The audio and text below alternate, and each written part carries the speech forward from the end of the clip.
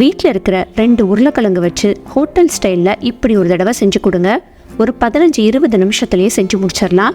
அதுவும் வீட்டில் இருக்கிற சிம்பிளான இன்க்ரீடியன்ஸ் வச்சே செஞ்சிடலாம். இந்த மாதிரி செஞ்சு கொடுத்துட்டிங்கன்னா இனி ஹோட்டல் பக்கமே போக வேண்டாம், அந்த அளவுக்கு சூப்பராக இருக்கும். சரி வாங்க ரெசிபிக்குள்ளே போயிடலாம். இங்கே 3 மீடியம் சைஸ் உருளைக்கிழங்கு நான் எடுத்துருக்கிறேன். முதல்ல உருளைக்கிழங்குக்கு மேலே இருக்கிற தோலை சீவிடலாம். எப்பவும் உருளைக்கிழங்கு வாங்கும் போதில் ஊட்டி கிழங்கான்னு கேட்டு வாங்குங்க. நீங்கள் பெங்களூர் பக்கம் இல்லை பெங்களூர் ஒட்டி இருந்தீங்கன்னா அழகாக உங்களுக்கு ஊட்டி கிழங்கு கிடைக்கும். ஊட்டி கிழங்கு தான் எல்லா ரெசிபீஸ்க்குமே உருளைக்கிழங்கு வச்சு செய்கிற ரெசிபீஸ்க்கு சூப்பராக வரும். அடுத்து ஒரு மிக்சிங் பவுலில் தோல் சீவின இந்த உருளைக்கிழங்கை துருவி எடுத்து வச்சுக்கலாம். துருவம் மூத்தில் இருக்கிறதுலையே பெரிய துருவலாக பார்த்து துருவி வச்சுக்கோங்க. அப்படின்னா தான் அடுத்து நம்ம பிசைஞ்சு போடும் மூத்தில் நல்லா வரும். உங்களுக்கு சின்ன துருவலில் வச்சு நம்ம துருவனோன்னா ரொம்ப தண்ணி விட்டுரும். பெரிய துருவலில் வச்சு நீங்கள் துருவி எடுத்து வச்சுக்கோங்க. இந்த அளவுக்கு பெருசா நீட்டமாக இருந்தால் சாப்பிடும் போதில் ரொம்ப டேஸ்ட்டாக இருக்கும். அடுத்து இதை நம்ம தண்ணி ஊற்றி வாஷ் பண்ணி எடுத்துக்கலாம். நார்மல் டேப் வாட்டர் ஊற்றுங்க, இல்லைன்னா சில் தண்ணி ஊற்றுனீங்கன்னா இன்னுமே சூப்பர். 2 தடவை நல்லா அலசி எடுத்துக்கலாம். இதில் இருக்கிற ஸ்ட்ராச் எல்லாத்தையுமே எடுக்கிறதுக்கு நல்லா பிசைஞ்சு விட்டு கழுவி எடுத்துக்கோங்க.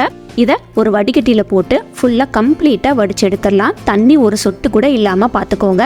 இந்த மாதிரி ஃபில்டர் உங்ககிட்ட இல்லை அப்படின்னா ஒரு துணியில் போட்டு பரப்பி காய வச்சு எடுத்து வச்சுக்கோங்க. அடுத்து இங்கே ஒரு துண்டு இஞ்சியை இந்த அளவுக்கு துருவி சேர்த்துக்கோங்க. இஞ்சி பூண்டு பேஸ்ட்டுக்கு பதிலாக இந்த மாதிரி இஞ்சியை துருவியும் பூண்டை நசுக்கியும் சேர்த்து விட்டு பாருங்க, டேஸ்ட் சூப்பராக வரும். அடுத்து காரத்துக்காக ஒரே ஒரு பச்சை மிளகாயை வட்டமாக நறுக்கி நான் போட்டிருக்கிறேன். கொஞ்சமா மஞ்சள் பொடியை சேர்த்துக்கலாம். அடுத்து கொஞ்சம் கலருக்காக ஒரு 1.5 டீஸ்பூன் அளவுக்கு ரெட் சில்லி பவுடர் நான் சேர்த்துருக்கிறேன், காஷ்மீரி ரெட் சில்லி.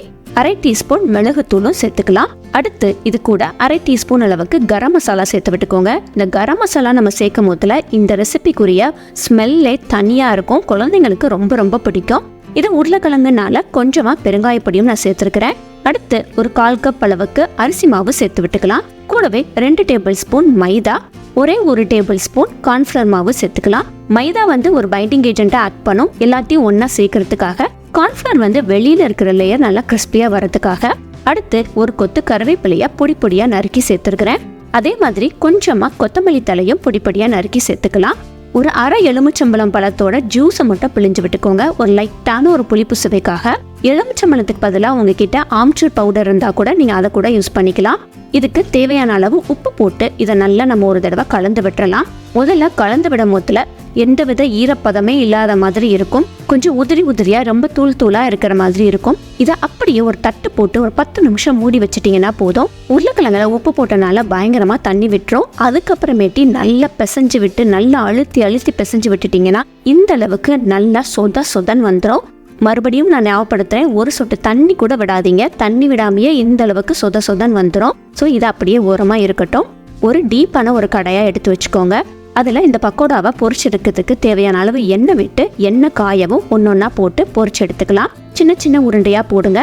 இந்த இரும்பு கடாய் பார்த்தீங்கன்னா ரொம்பவே ஸ்டெடியா இருக்கும். நம்ம பொரிச்செடுக்கிறதுக்கெல்லாம் ரொம்பவே வசதியா இருக்கும். இந்த கடாய் இண்டஸ்வேல் வெப்சைட்ல இருந்து தான் வாங்கியிருந்தேன். Priya Vijay coupon code use பண்ணி நீங்க ஷாப் பண்ணீங்கன்னா உங்களுக்கு 12% டிஸ்கவுண்ட் கிடைக்கும். இப்போ உருளைக்கிழங்க பொரிச்சு எடுத்தாச்சு. இதை தனியா ஒரு தட்டுக்கு மாற்றி வச்சிடலாம். இதை அப்படியே ஒரு ட்ரை ஸ்நாக்ஸாகவுமே நீங்கள் கொடுக்கலாம். அப்படி இல்லைன்னா லைட்டாக ஒரு சைனீஸ் ஸ்டைலில் மஞ்சூரியன் மாதிரியும் நீங்கள் கொடுக்கலாம். அதுக்கு கொஞ்சமாக எண்ணெய் இல்லைன்னா பட்டர் சேர்த்துக்கோங்க. பொடியாக நறுக்கின இஞ்சியையும் பூண்டையும் நான் இங்கே சேர்த்துருக்கிறேன். நல்லா ஃபைனாக சாப் பண்ணி வச்சுக்கோங்க. எவ்வளோ ஃபைனாக சாப் பண்ண முடியுமோ சாப் பண்ணி சேர்த்துக்கோங்க.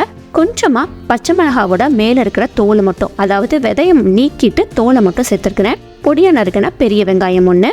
அடுத்து 1 டேபிள் ஸ்பூன் டொமேட்டோ சாஸ் சேர்த்துக்கலாம். ஒரு 1/2 teaspoon green chilli sauce, 1/4 teaspoon soya sauce, 1/4 teaspoon vinegar. எல்லாத்தோடைய டேஸ்ட்டையும் என்ஹான்ஸ் பண்றதுக்காக கொஞ்சமா சீனி சேர்த்துக்கலாம். இதுக்கு தேவையான அளவு உப்பு போட்டுக்கலாம். லைட்டா இது ஒரு பெரட்டிட்டு 1 டேபிள் ஸ்பூன் கார்ன்ஃப்ளவர் மாவை கொஞ்சமா தண்ணி விட்டு கலந்து வச்சிருக்கிறேன், அதை இதோட சேர்த்து விட்டுலாம். குவிக்கா ஒரு பெரட்டிட்டு நம்ம பொரிச்சு வச்சிருந்த உருளைக்கிழங்கை இதுல சேர்த்து விட்டுக்கோங்க.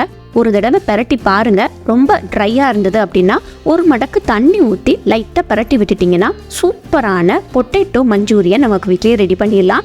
லைட்டா ஒரு வாசனைக்காக மேல கொத்தமல்லி தலை தூவி விட்டுருங்க. கண்டிப்பா இந்த ரெசிபி உங்க வீட்டில் ட்ரை பண்ணி பாருங்க. அடுத்து எந்த ரெசிபி போடணுங்கிறத கீழே கமெண்ட்ல சொல்லுங்க. உங்க நேம் சொல்லியே அந்த ரெசிபியை செஞ்சிடலாம். தேங்க்யூ. தேங்க்ஸ் ஃபார் வாட்சிங்.